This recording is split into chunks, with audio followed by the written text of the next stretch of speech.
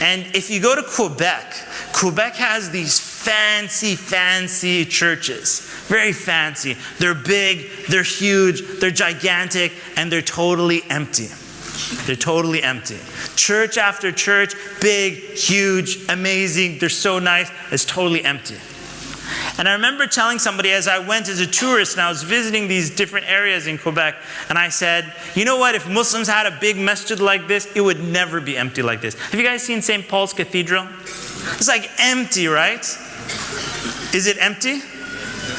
And that's what I'm talking about. Like these huge churches, they're empty. I said, if we had a masjid like this, it would not be empty. It would be full and we'd be praying in the masjid. But now here's a warning for all of us.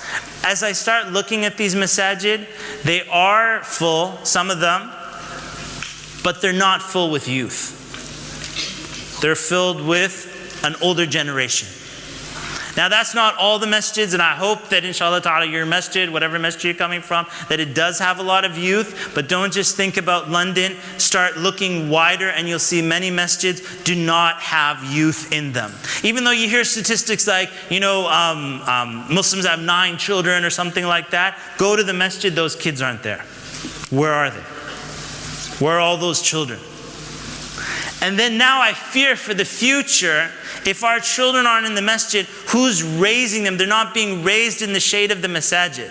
So where are they being raised? Sometimes as well, in high school or secondary school, those kids have passed the age of puberty. Go to the masjid for Jummah, those kids are not praying Jummah.